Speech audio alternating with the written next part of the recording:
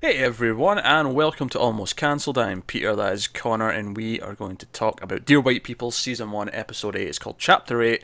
Full spoilers for the episode as always. I didn't panic that time and worried that I didn't have the title already. So that was Mm. improvements. First time for everything. Yeah, only took 8 episodes.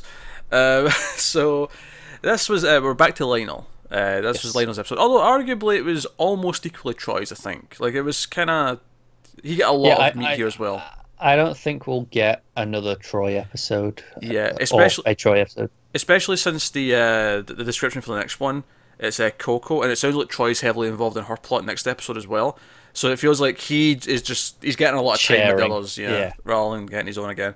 But that's okay. So we're back to Lionel, and this very much felt like a sequel to his first episode, in that it's still very much dealing with his attraction to Troy. You know, him being gay, of course, Troy not being gay, and how he's dealing with that, who's coping with that, and kind Right. of the unhealthy pursuit of it. I mean, he's not outright trying to like make moves and things, but he's doing that thing where he's, oh, let's spend time together. Yeah, I'll write about you and I'll follow you Yeah. around, and we can do stuff. Right.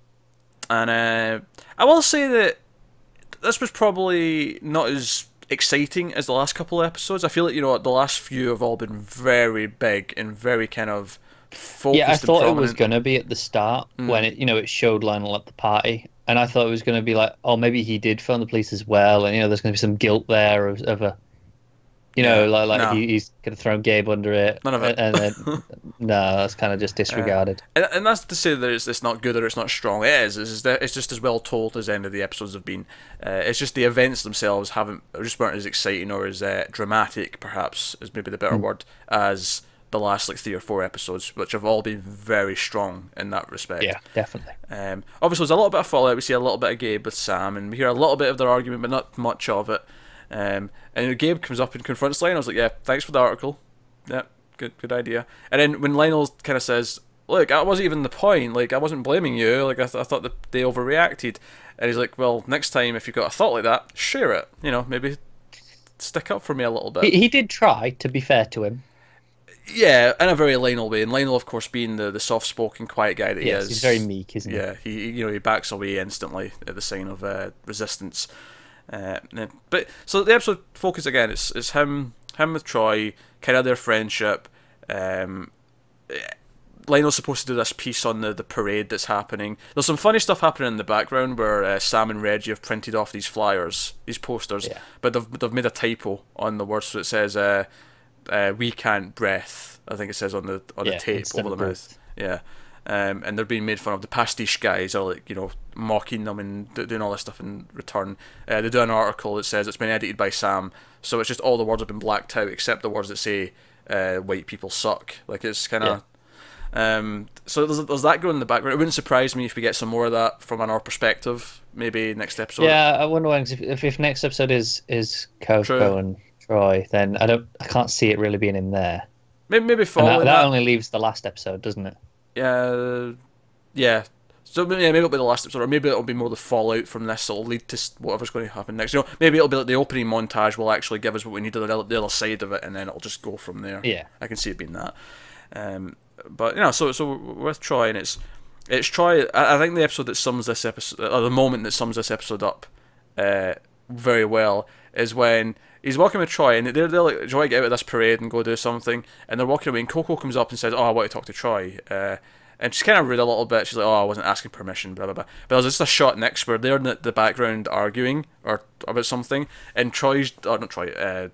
Lionel's in the Lionel. foreground, and he's just sort of like awkwardly like, he's this third wheel. He's just Yeah. there, and it feels like a kid who's like not supposed to be there all the time. He always feels like that. Even when they go to the bar, he again feels like that.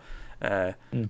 in fact, there's even that little joke about how this is the one time where they think we all look alike actually comes in handy, and he shows them this fake ID with this guy who looks nothing like either of them. It's brilliant. Yeah, this is pretty funny. Yeah. But No, I think that's down to him still not having found his place. He's not comfortable with. I mean, like obviously his last episode was about accepting that he was gay and like coming to that realization really. yeah, And this one's kind of it's still dealing with that, and he's got whatever that knockoff Tinder was. Yes, yes, and it's really fun. In fact, one of my favourite little stylistic touches is when the narrator's talking about how his life has become a comment section, and there's these two like preppy white guys that are reading out the comments over his shoulders. Yeah. And they're not really there, obviously. This is just like in his head, but it's a representation of these comments and arguing about the article and all that stuff. And it has that punchline at the end where one of them just reads out one of the spam messages. Yeah, like work from home and make this much, and it's like, sorry, I got hacked. Yeah. Yeah, so again, it's using its humour very wisely. It's very funny. It is. It shows they are friends. Like, you know, Troy likes Lionel, and they play Mario Kart and stuff. Do you know, at first I was ready to like shout that they made a mistake because they were playing Mario Kart, and I thought it was a PS4 controller at first until I got a better look at it. I'm like, okay, averted. It's it's a pro controller. It's fine. It's fine. I did the same for a moment too. I'm like, because that has definitely happened before in movies and stuff, where they'll be playing Mario and they'll be holding a PlayStation controller, and it's like, no, they did not research this. Yeah, and Troy's speech about you know like, oh, you can't show your full range of emotions except during sports and games, and then just shouts and swears like.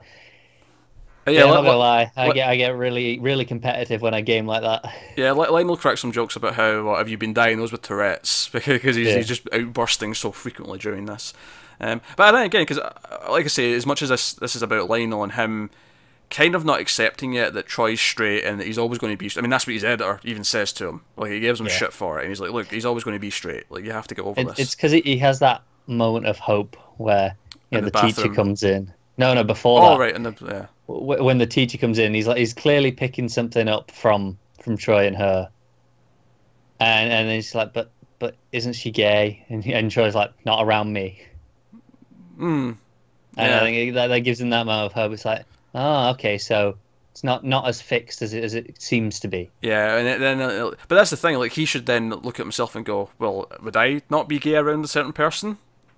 Right. Like, you know, that's how he should look at it, but he doesn't analyse it that way. He sees the hope. He's seen what he wants to see in that statement.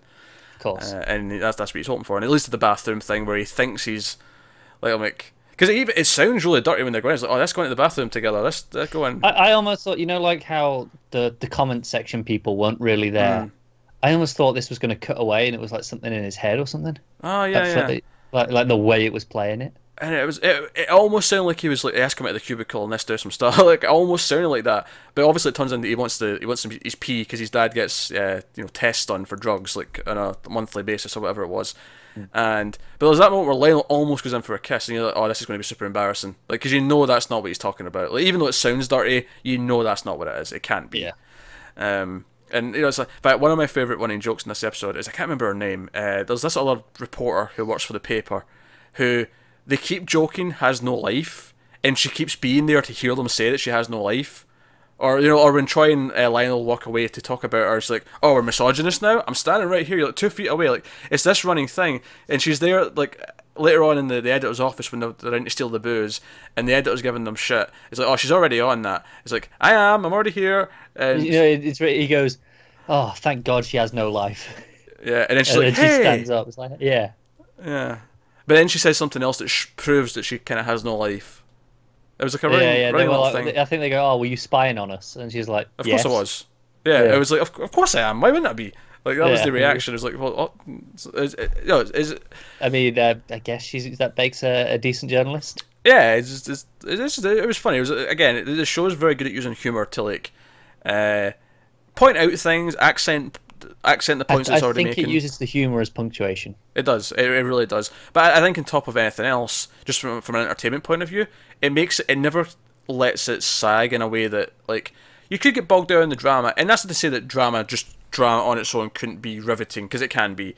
But what this show likes to do is it likes to use the humour to keep it like flying, keep it entertaining. It makes it feel witty and because it established that at the start, there's an expectation on it to continue that and to always feel that, except during certain moments where it wants you to feel differently. And it upholds it. And I think there's this great moment of uncertainty at the ending, which again I think is a very more downbeat ending compared to a lot of the previous ones. Connor has chronic hiccups, in case you didn't know that.